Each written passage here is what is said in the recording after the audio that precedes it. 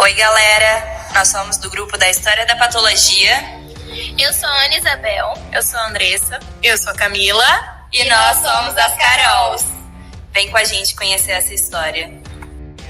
Patologia deriva do grego patos, que significa doença, e logos, que significa estudo. Apesar do significado, a patologia não estuda todos os aspectos das doenças, pois está mais voltada para a análise das alterações que elas provocam em células, tecidos e órgãos.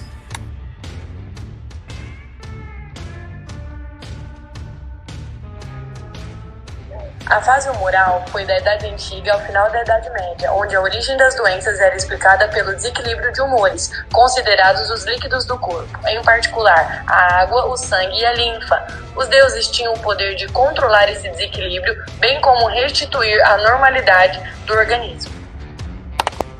Na fase orgânica, que vai do século XV ao XVI, há o predomínio da observação dos órgãos do corpo, feita principalmente às custas das atividades de necrópsia e de autópsia.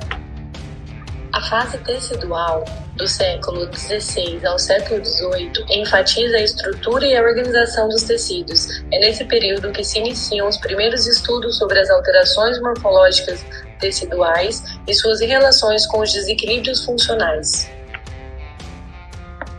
A fase celular, que ocorreu no século XIX, com o predomínio da visão morfológica somada à aplicação do microscópio óptico, foi o período considerado inicial à patologia moderna.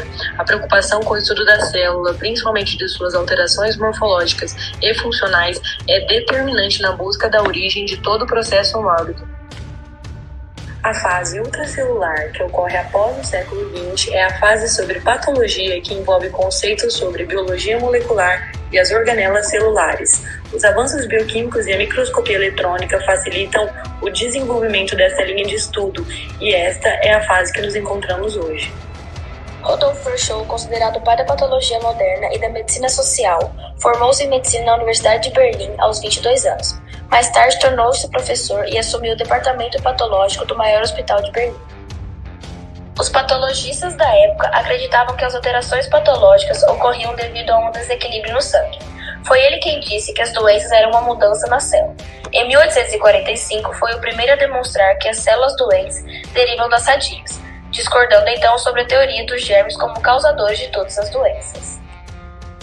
Nessa época, foi ele quem descreveu a leucemia de forma objetiva e introduziu os termos embolia e trombose, cujos fatores são conhecidos até hoje como tríade de Virchow. Agora vamos conhecer as grandes epidemias da história. A peste de Atenas ocorreu em 428 a.C. Alguns dos sintomas eram dor de cabeça, olhos vermelhos e inflamados, língua e faringe com aspecto sanguinolento. Estima-se que 35% da população morreu vítima dessa doença. A lepra na Europa medieval ocorreu entre os anos 1000 e 1350. Os sintomas da doença eram lesões na pele, deformações e perda das extremidades. Essas lesões eram sinais de impureza religiosa. A peste negra, também conhecida como peste bubônica, foi a pior epidemia da história, pois dizimou 1/3 da população da Europa. Alguns dos sintomas eram mal-estar, febre alta, náusea, vômito e o principal, os pulmões. A gripe espanhola levou à morte de mais de 50 milhões de pessoas, afetando toda a população, entre os anos de 1917 e 1918, durante a Primeira Guerra Mundial. Alguns dos sintomas eram dores musculares, intensa dor de cabeça, hipertermia, dor abdominal, aumento ou diminuição dos batimentos cardíacos.